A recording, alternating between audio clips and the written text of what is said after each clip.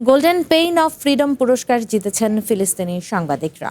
ফিলিস্তিনি আলোকচিত্রী মোহাম্মদ আবেদ ও মোহাম্মদ সালেম গাজা উপত্যকায় তাদের সহকর্মীদের পক্ষ থেকে এই পুরস্কার গ্রহণ করেছেন।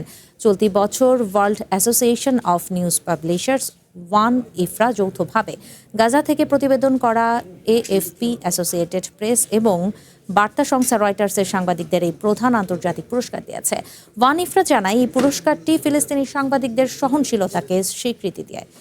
একই সাথে অবরুদ্ধ গাজা উপত্যকায় ইসরায়েলের গণহত্যার খবর সংগ্রহ করতে গিয়ে হতাহতদের প্রতি সম্মান প্রদর্শন করা হয় এই পুরস্কারের মাধ্যমে। সংবাদ মাধ্যমের অধিকার বিষয়ক সংস্থা রিপোর্টার্স উইদাউট বর্ডার্স জানিয়েছে, 2023 সালের অক্টোবর থেকে ইসরায়েলি বাহিনী গাজায় 220 জনেরও বেশি সাংবাদিককে হত্যা করেছে।